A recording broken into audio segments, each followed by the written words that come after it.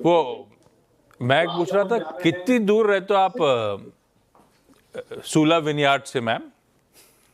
हम तो बहुत लंबे हैं, बहुत दूर है। अरे क्या, अच्छा संगीता मैम कब से स्टॉक मार्केट से जुड़े हो, कितना टाइम हो गया, कैसे स्टॉक्स ढूंढते हो आप?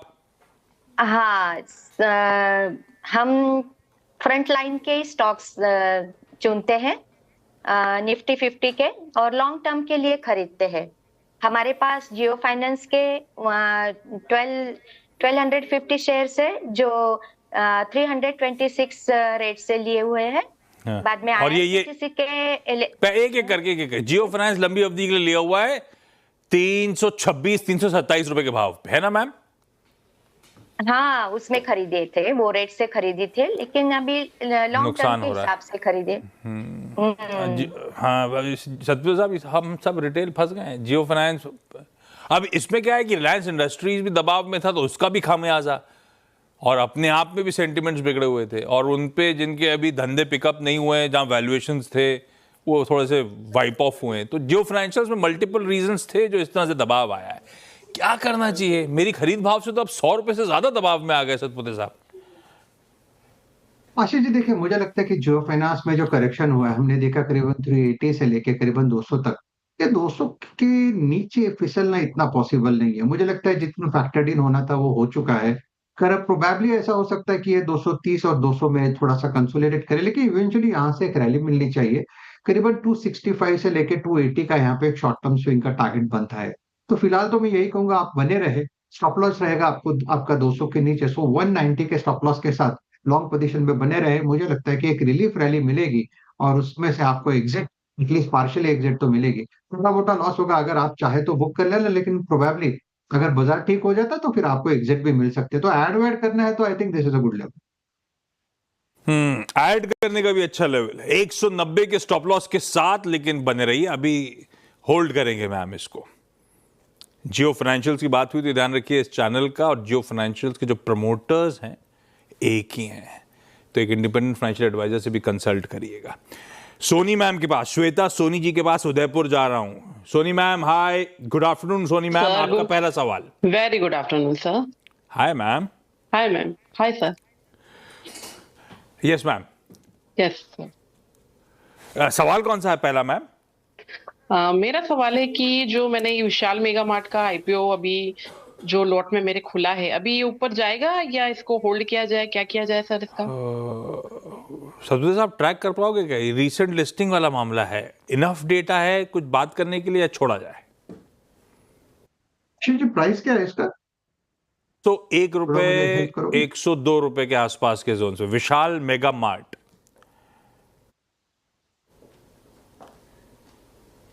एक मिनट, हाँ चेक करता हूँ। विशाल अगला सवाल 89 पूछो प्राइस चल श्वेता रहा है क्या मैम। अभी? हाँ 89 चल रहा है फिलहाल। नहीं नहीं नहीं, छोड़ दे, मैंने इसीलिए अवॉइड करवाया था Shweta ma'am. Analyst, technical analyst recent listings track नहीं करते। श्वेता मैम अगला सवाल। अगला सवाल ये कि जो मेरे पास जो SBI कार्ड्स के जो 100,000 शेयर्स हैं, है ना, वो मैंने 755 की पर इसको बाय किए थे। अब इसको क्या करें? इसको होल्ड रहने दें या इसको भी निकालें? ये मुनाफा मान लिया जाए क्या सतपुते साहब? जी सर। आशीष जी देखिए, ऐसे मार्केट में मुनाफा बांधना कोई दिक्कत वाली बात नहीं है, लेकिन अगर फिर भी वो होल्ड करना चाहते हैं तो मैं एक छोटा स्टॉप लॉस सजेस्ट करूंगा। स्टॉप लॉस रहेगा 820 का। Currently it is at 838। ऐसे मार्केट में इतना पेन होने के बावजूद एसबीआई कार्ड अपने हाईएस्ट लेवल पे मेंटेन किए हुए, that shows the relative strength. और इसलिए मैंने कहा कि आप अगर चाहे तो होल्ड रखे 820 के स्टॉप लॉस के साथ। मेरे हिसाब से इसका जो टारगेट है या प्रॉफिट टेकिंग जोन है वो करीबन 880 से 900 का होना चाहिए। तो स्टॉप लॉस के साथ होल्ड करना है तो yes you can hold it. ठीक बात। थाने से Nikita Joshi ji. Nikita ma'am good afternoon ma'am, आपका पहला सवाल। हेलो। मेरा क्वेश्चन ये है कि मैंने हैप्पीएस्ट माइंड टेक्नोलॉजीज लिया था 996, क्वांटिटी 5 ही है, but I have been holding it for December 2022 से, एंड कुछ मैं लॉस ही बना रही हूँ इस पे, so what should I do? सही में पहले तो बहुत बड़ा कंसोलिडेशन चलता रहा, इसमें कुछ करके नहीं दिया। सतपुते साहब पहले सबकी आंखों का सितारा टाइप था ये, उसके बाद ऐसा उतरा नजरों से कि कंसोलिडेशन की बाहर आई नहीं। अब तो पेन है, 300 350 रुपए पर शेयर का घाटा। क्या करूं हैप्पीएस्ट माइंड में? अच्छा जी, मुझे लगता है कि हैप्पीएस्ट माइंड में करेक्शन जो शुरुआत हुई थी वो करीबन 1100 के बाद ये 1000 पे, और 1000 के बाद ये नीचे-नीचे करके 800। तो कहीं न कहीं लगता है कि ये जो lower top, lower bottom formation है, ये अपने पीक पे आके खड़ा हुआ है। पीक पे यानी मुझे लगता है यहाँ पे कंप्लीटली फैक्टर्ड इन है, डिस्काउंटेड है। तो यहाँ पे 690 करंट प्राइस है, यहाँ से भी घट सकता है। मैं ऐसा नहीं बोल रहा हूँ कि 650, 640 का सपोर्ट दिखता है। लेकिन मेरे हिसाब से यहाँ पे जितना होना था वो हो चुका है, इट्स ऑल फैक्टर्ड इन। तो होल्ड की सलाह होगी। स्टॉप लॉस मैं पर्टिकुलरली 600 का रखूंगा, डीपी रख रहा हूँ क्योंकि बाजार की वोलेटिलिटी बहुत ज्यादा है और मैं नहीं चाहता कि स्टॉप लॉस कटे। तो स्टॉप लॉस के साथ बने रहे। अगर मैं सही हूं तो करंट लेवल से फिर से यहाँ पे स्ट्रेंथ दिखेगी। 750 से लेके 800 का यहाँ पे एक स्विंग का टारगेट दिखता है। तो काउंटर अच्छा है, थोड़ा सा वेट करना पड़ेगा, थोड़ा पेशेंस दिखाना पड़ेगा। अगला सवाल।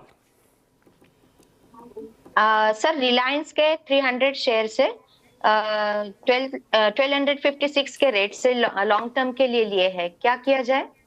क्या किया जाए सतपति साहब?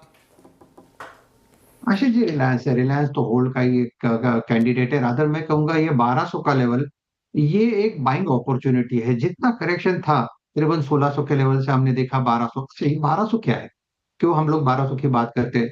टू बी वेरी प्रिसाइज, 1180 के आसपास, 1180 1185 के आसपास इसका क्लस्टर ऑफ सपोर्ट आता है, जहां पे 200 डीएमआ भी आता है। तो आप 200 वीकली मूविंग एवरेज आता है, sorry not DMA, it's a weekly DMA. So weekly moving average, तो यहां से आप पकड़ो कि यहां से नीचे जाने की गुंजाइश बहुत कम है।